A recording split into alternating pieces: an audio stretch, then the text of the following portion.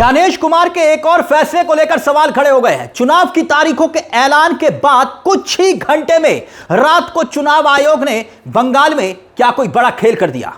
मुख्य चुनाव आयुक्त ज्ञानेश कुमार ने ऐसा कौन सा फैसला ले लिया जिसके बाद संसद तक में बवाल कट गया। संसद तक में देखिए, टीएमसी के सांसदों ने वॉकआउट कर दिया संसद से ही, और बकायदा ज्ञानेश कुमार का एक और बयान फिर से वायरल हो रहा है। मगर सबसे पहले ज्ञानेश कुमार गुप्ता के उस आदेश की कॉपी आपकी स्क्रीन पर देखिए। आदेश ये कि मुख्य सचिव और गृह सचिव को हटाने का आदेश। अब राज्य के जो वरिष्ठ पुलिस अधिकारी हैं उनके भी तबादले हो रहे हैं। राज्य के डीजीपी, आईजी और कोलकाता के पुलिस कमिश्नर को उनके पद से हटा दिया गया है और उनकी जगह पर नए अधिकारियों को जिम्मेदारी सौंप दी गई है। और यह सब एक झटके में हुआ। ये सभी अधिकारी यानी कि चुन चुनकर जो ममता बनर्जी के जितने भी करीबी अधिकारी थे उनके साथ ये फैसला हुआ है, यानी उनके खिलाफ ये फैसला हुआ है, पावर छीन ली गई है। और जैसे कि मुख्य सचिव रही नंदिनी चक्रवर्ती, देखिए नंदिनी चक्रवर्ती, और जो गृह सचिव रहे मिस्टर जगदीश प्रसाद मीणा, उनको पद से हटाया गया। नंदिनी चक्रवर्ती की जगह दुष्यंत निराला को राज्य का नया मुख्य सचिव नियुक्त किया गया है। वहीं संघमित्रा घोष को नया गृह सचिव बनाया गया है। यानी ममता बनर्जी के करीबी सब हटे और जो बीजेपी के खास हैं उनको पद दिए गए, ऐसे आरोप लग रहे हैं। AIAERO उनको भी निलंबित किया गया है। अब आयोग ने जो अपने पत्र में कहा है उस पर गौर कीजिएगा। कहा गया है कि 16 मार्च 2026 को 3 बजे तक नए अधिकारियों को अपना पद संभालना है।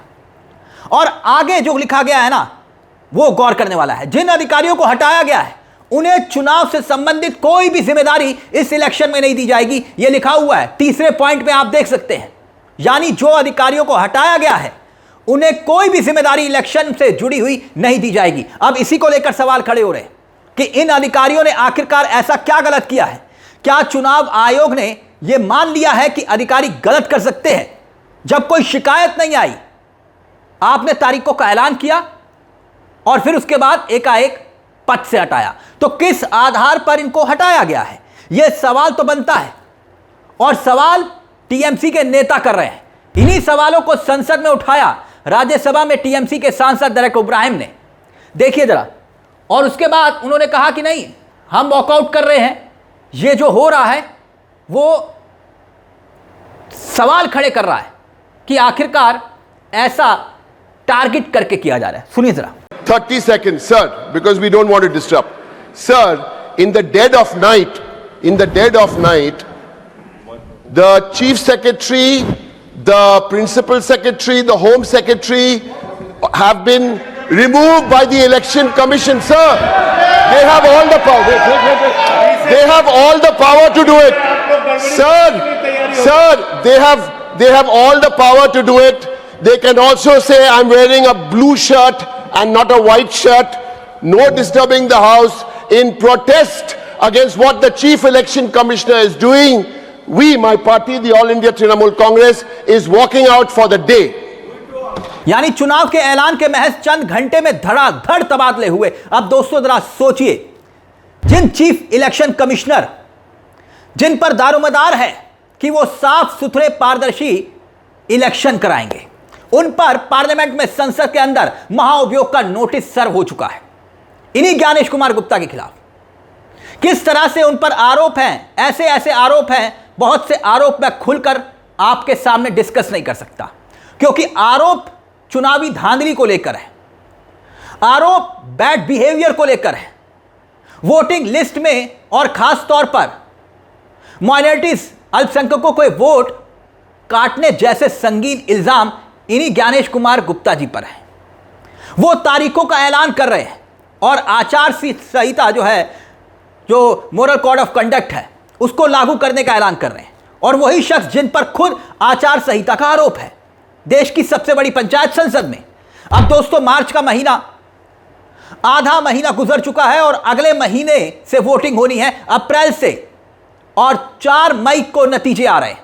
मगर उससे पहले एक के बाद एक एक्शन हो रहा है, तबादले हो रहे हैं पश्चिम बंगाल में। लेकिन सवाल ये कि चुन चुनकर जिनकी लिस्ट बनी है सबको पद से हटाया जा रहा है, पूरी मशीनरी को झोंक दिया गया है। पश्चिम बंगाल में 2 चरणों में चुनाव हो रहे हैं, 23 को और 29 को वोटिंग होनी है, 4 मई को नतीजे आने हैं। लेकिन क्या ऐसा ही फैसला असम के लिए भी लिया गया? क्या हेमंत बिस्व शर्मा के राज्य में भी ऐसा कोई एक्शन हुआ? यह सवाल है। और कल जब चुनाव की तारीखों का ऐलान हो रहा था, अब मैं आपको एक वीडियो दिखाना चाहूंगा। 5 राज्यों के चुनाव की तारीखों का ऐलान मिस्टर ज्ञानेश कुमार कर रहे थे, उनसे एक सवाल किया गया था। सवाल यह किया गया था कि जो असम के मुख्यमंत्री हैं हेमंत बिस्व शर्मा, लगातार हिंदू मुसलमान की राजनीति करने को लेकर उन पर सवाल खड़े होते हैं। कई बार उन्होंने आपत्तिजनक बयान दिए। ऐसे में अगर वो ऐसी बयानबाजी करते हैं तो क्या चुनाव आयोग कोई एक्शन लेगा? यह सवाल पूछा गया। और जब यह सवाल किया गया ज्ञानेश कुमार गुप्ता जी से, तो जवाब जानते हैं क्या आया? सुनिए जरा, ज्ञानेश कुमार गुप्ता क्या कुछ कह रहे, सुनिए। सर, मैं ये जानना चाहता हूं कि पिछले सालों के चुनावों के दौरान इलेक्शन कमीशन ने आसाम के चीफ मिनिस्टर हिमंता बिस्वा शर्मा के बयानों पर कई बार सो कॉज नोटिस दिया। हाल के दिनों में कई बार उनके बयान ऐसे आए हैं जिनसे एक समुदाय पर हमला जैसा लगता है। चुनाव के दौरान ऐसा ना हो, इसकी यह सुनिश्चित करने के लिए आप क्या करने जा रहे हैं? एक चीज इसी से जुड़ा एक सवाल है। वहां के चीफ मिनिस्टर ने अभी कुछ दिन पहले कहा है कि कांग्रेस के 30 टिकट हम बांटेंगे। तो नैतिकता के तौर पे, चुनावी नैतिकता के तौर पे इसे आप कैसे देखते हैं? चुनाव से पहले दिए गए वक्तव्य या फैसलों के ऊपर चुनाव आयोग का टिप्पणी करना ठीक नहीं होगा। इलेक्शंस नियम और कानून के तहत होते हैं और मॉडल कोड ऑफ कंडक्ट अभी प्राबल्य में आया है, और इसके बाद अगर इस तरह की कोई घटना या वाकया होता है तो चुनाव आयोग उसका संज्ञान लेगा। अब याद करिए बिहार का चुनाव। बिहार के चुनाव में क्या हुआ था? बिहार के चुनाव कैसे हुए थे? एसआईआर को लेकर नाम काटे और जोड़े जाने के आरोप लगे। हरियाणा, दिल्ली में वोट करने वालों ने बिहार में आकर वोट किया। स्पेशल ट्रेनें बिहार के लिए रवाना की गई। ट्रेनें जिसका खर्चा किसने दिया, क्यों दिया, यह नहीं मालूम, लेकिन पटके डले हुए थे। चुनाव की घोषणा के वक्त ज्ञानेश कुमार ने बताया था कि भाई वोटरों की संख्या 7 करोड़ 42 लाख बिहार में, और जब चुनाव हुए तो 7 करोड़ 45 लाख कैसे हो गई कोई नहीं जानता। चुनाव के बीच महिलाओं के खाते में 10-10 हजार रुपए डाले गए, और यह सब कुछ हुआ वोटिंग के बीच। किसने किया, कैसे किया? तब ज्ञानेश कुमार गुप्ता जी ने कैसे पूरे के पूरे बिहार चुनाव में चुप्पी साधी रही, ये सबने देखा। आप देखिए, टीएमसी ने ट्वीट किया है, आपकी स्क्रीन पर ये ट्वीट आप देख सकते हैं। और टीएमसी ने अपने इस ट्वीट में बेहद संगीन आरोप लगाए हैं। टीएमसी ने लिखा है कि, अंग्रेजी में है, हिंदी में तर्जुमा कर रहा हूं, लिखा है कि 63 लाख नाम हटाए गए हैं, 60 लाख मतदाताओं के नाम जांच के दायरे में हैं, लगभग 200 लोगों की जान गई है। बंगाल की मतदाता सूचियों पर अभूतपूर्व पैमाने पर हमला किया गया है, जिसे कई महीनों तक सत्ता में मिली भगत से अंजाम दिया गया है। चुनाव आयोग इसकी वजह से भारी जानमाल का नुकसान हुआ, और इन सबके बावजूद भाजपा अपने पक्ष में परिणाम नहीं ला सकी। आचार संहिता लागू होने के कुछ ही घंटे के भीतर, लिखा हुआ है कि कुछ ही घंटे के भीतर चुनाव आयोग ने पश्चिम बंगाल सरकार के मुख्य सचिव और प्रधान सचिव को हटा दिया। अगर इससे भाजपा और चुनाव आयोग के बीच मिली भगत का पूर्ण सत्य सिद्ध नहीं होता तो फिर कुछ भी नहीं होगा। आगे लिखा गया है, और ज्ञानेश कुमार को लिखा गया विनीश कुमार, यानी कि साफ करने की बात हो रही है। विनीश कुमार बंगाल आए और 63 लाख मतदाताओं को गायब कर दिया। जब वो पर्याप्त मतदाताओं को गायब करने में नाकाम रहे तो अब वो सरकारी अधिकारियों को गायब कर रहा है।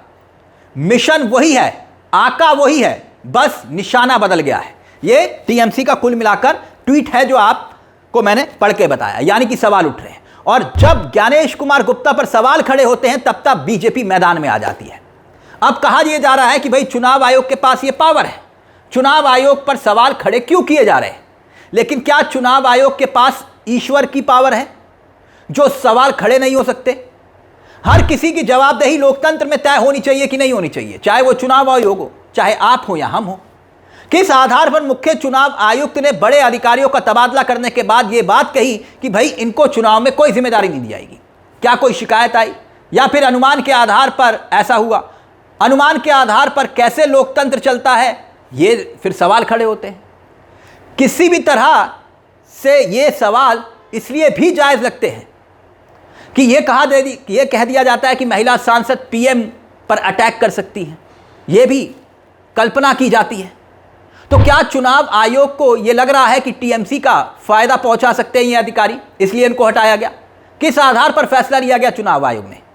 कोई बेस तो होना चाहिए ना, कोई आधार तो होना चाहिए ना। चुनाव की तारीखों का ऐलान करते ही मुख्य चुनाव आयुक्त चिट्ठी भेज देते हैं कि फलां अधिकारी को हटा दो, इस अधिकारी को हटा दो, भविष्य में चुनाव से संबंधित कोई भी जानकारी ना दो, कोई भी जिम्मेदारी ना दो।